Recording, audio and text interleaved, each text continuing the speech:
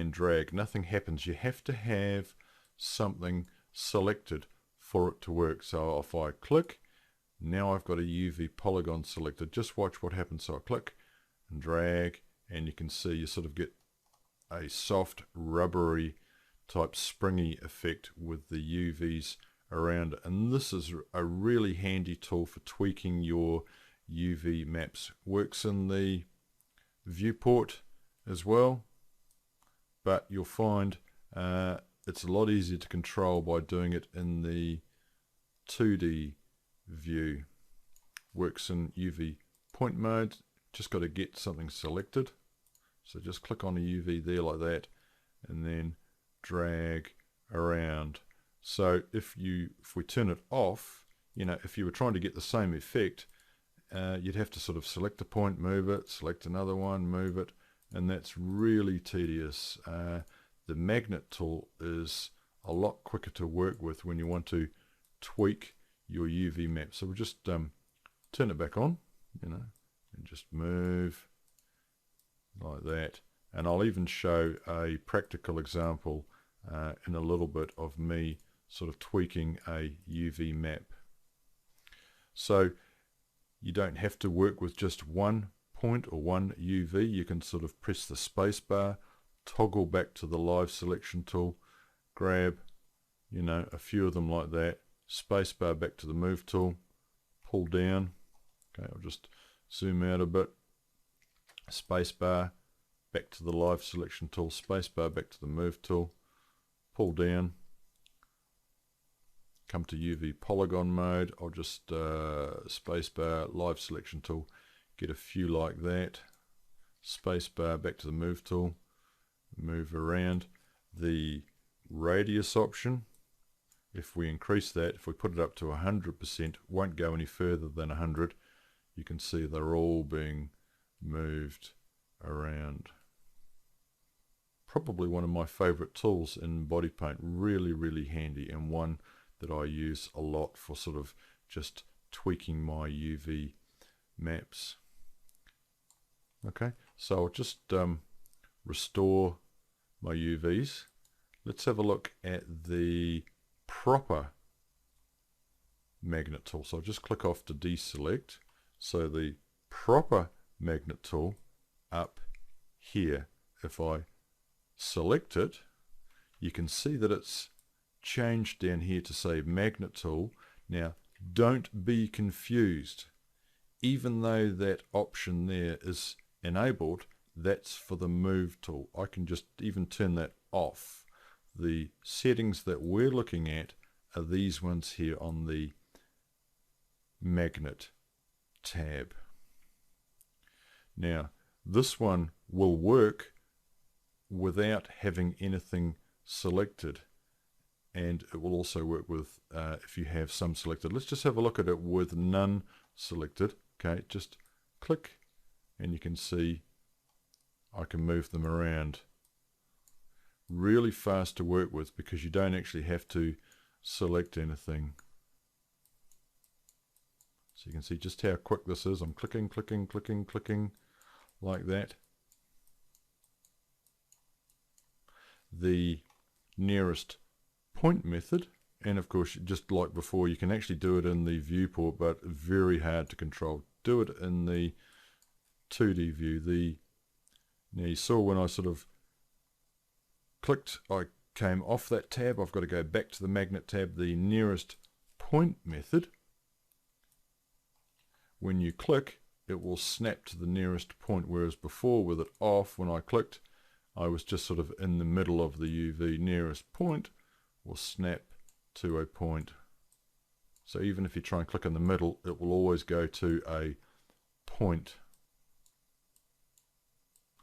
And I sometimes have that option on, sometimes have it off. Okay, I'll just restore my UV map, fit the screen, so point mode. You can see I've got some selected. When you have them selected, it only gets applied to the selected one. Let's go to UV polygon mode, live selection tool, just select a few like that, back to the proper magnet tool. Just watch what happens. Okay, it's only being applied to all of those, and it looks like I missed one. Okay, so when I use the proper magnet tool, I generally do it with no UVs selected. Okay, now there are some other options. I'll just restore my UVs like that and click off to deselect live selection, click off magnet tool. Alright, now we do have some options. There is a radius option similar to what we had before. So if I just sort of click, whoops, I want the magnet tool like that. If I increase the radius, put it up to 100%, they're all being moved. You can actually go past 100% with the proper magnet tool. See how easy it is to sort of get an effect like that?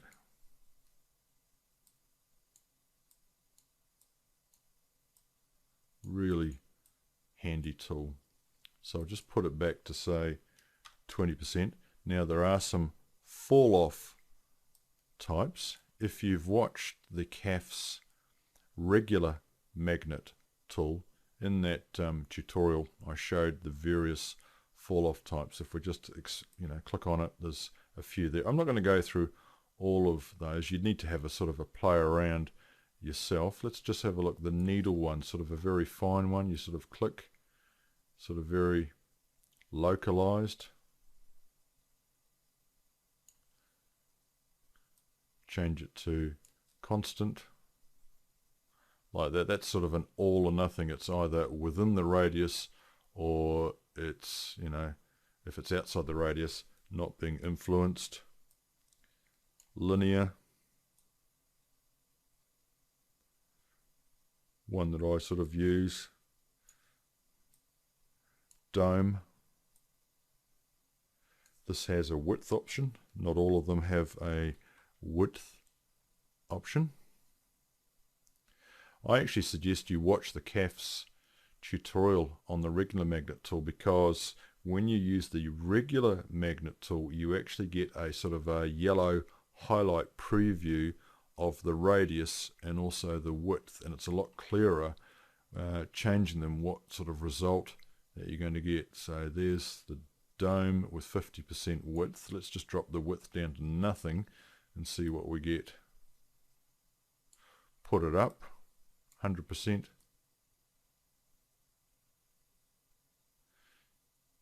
Sort of getting like the constant one there. There's very little fall off with those outside ones.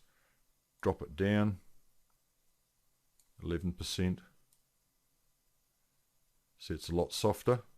So that was the width option that I was changing. So the dome one with the width fairly low is quite a good one to use. And then circle, I'll just restore my UVs, zoom out, circular like that, increase the radius. I'll just restore my UVs again like that. Probably too big. I'll just drop that to 50%, even do it in point mode. Just deselect all, circle like that. Very obvious that that's circular.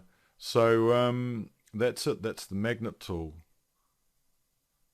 What I plan on doing now is a little mini project just to give you an idea of what's possible. So I'll load up a scene and we'll have a little bit of fun with the magnet tool. Okay, so let's have a little bit of fun. What I've done is loaded the Lisa character from the content browser, and then I've just deleted her body, so I'm left with her head.